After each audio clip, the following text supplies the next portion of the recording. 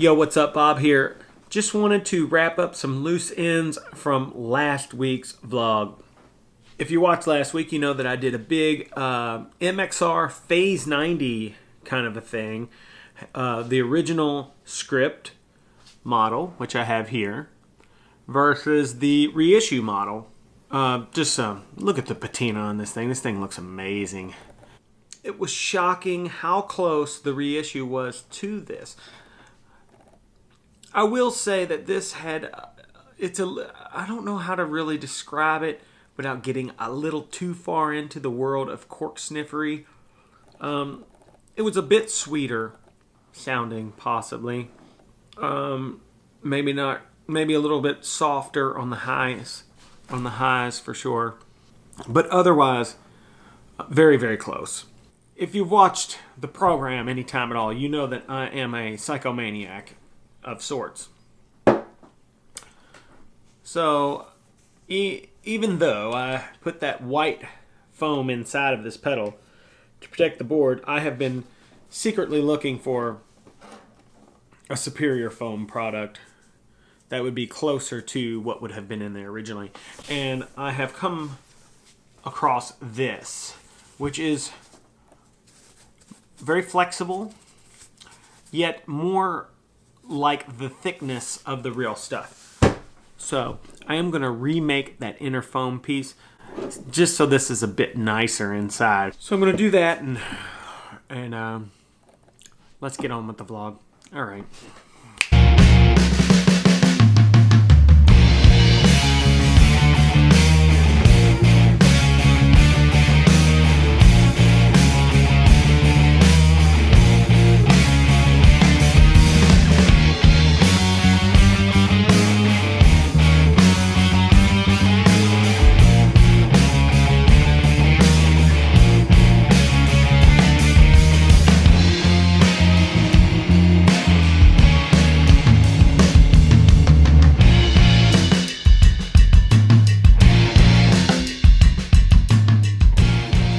Yo, what is up? Bob here. Welcome to the vlog. Let's jump right into it. It is summer Namm, and you know, I could have went. I had a ticket if I needed it. Unfortunately, I have other things I had to do, so I'm not at summer Namm. But I do want to briefly touch on some of the products that are coming out and give a very quick opinion on each one. The first thing I would like to touch on is the Chase Bliss Audio Red Tonal Recall. Pretty cool. Seems like a very fantastic delay. It has presets, it's analog, it's got a long delay time. Even cooler than that, you can take your old Tonal Recall and send it in for a mod for $100 if you're feeling like that was something you would have wanted. Otherwise, the delay is $500. Woo! You can get just about any delay for $500. So, with the exception of the Echoes are. But pretty much everything else. So, you know, choices. Be careful, guys. Next, speaking of delay, the new Carbon Copy Deluxe. Pretty cool delay. Has the bright mod on it, tap tempo, does 2 different delay times. It's all analog, of course. Very cool. There's been some complaints online about the blue LEDs. Whatever. Yeah, they're annoying, but you can do stuff to tame those. Otherwise, I think it's really cool. It's $229, I believe, which is a little less than the new DoD Rubberneck, which is, to me, sounds very similar to the Memory Man XO. So, I don't know if any of that information helps, but the new Carbon Copy Deluxe is pretty cool. If it had like an oscillation button, like some other delays do, it would be a no-brainer for me, but it doesn't have that, so I probably won't be buying it. I'm trying to fight like new gear, like marketing in my head, you know. It's trying to put the gas on me, but I'm I've been through this many times. Let's see, what else is out there? So, you know, there's a bunch of new guitars that are too numerous to... Oh. Really? Okay. So, another thing I'd like to talk about is the Electro-Harmonix Super Ego Plus. Has a bunch of effects on it, plus all the functions of the Super Ego. Looks really cool. I've only seen photographs. I haven't seen any actual demos of it yet. Really looking forward to that. It has piqued my interest. I'm a long-time Super Ego user. So I'm really excited about that. Dunlop also has the Double Land Special, which is a play on words for the Dumble Land Special. But I believe it's just a TS style overdrive with a little EQ on it so that you can boost those Klon-like frequencies and whatever. But I'm rambling, so I'll just stop this now. Let's get on to the more important subject of the vlog, which is new pedal day. That's right, folks. I got a Jubilee. Let's open it up.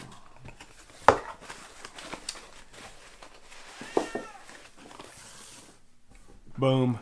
The Jubilee. This is like a Marshall style drive.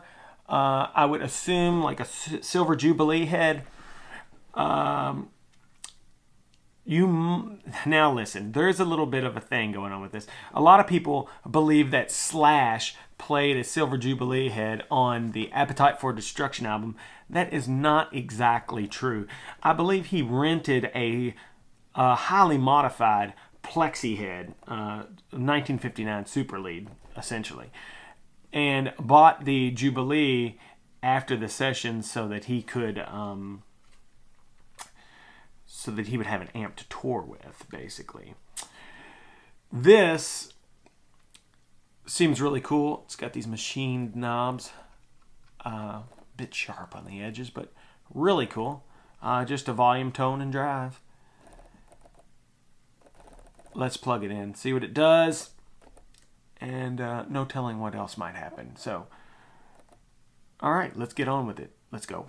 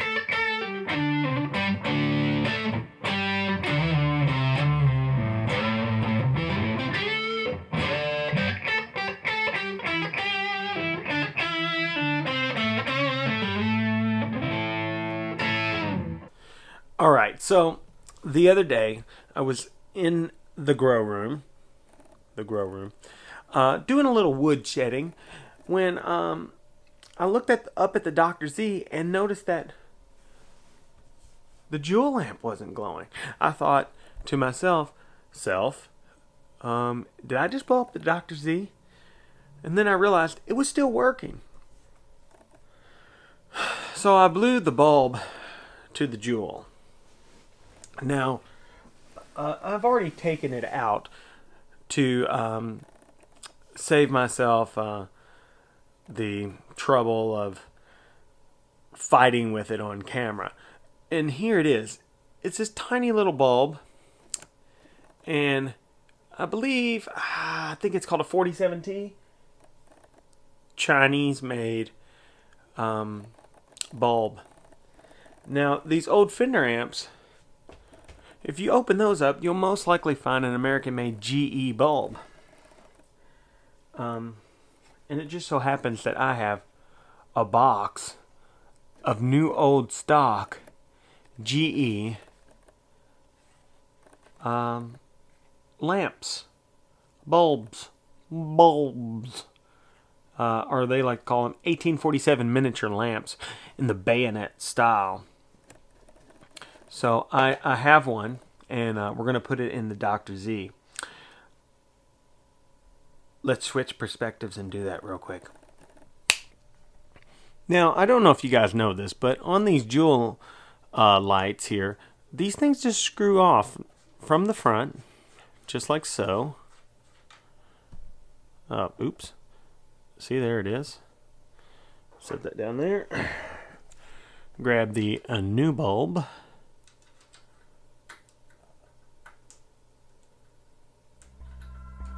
Okay, let's see if I can get this thing.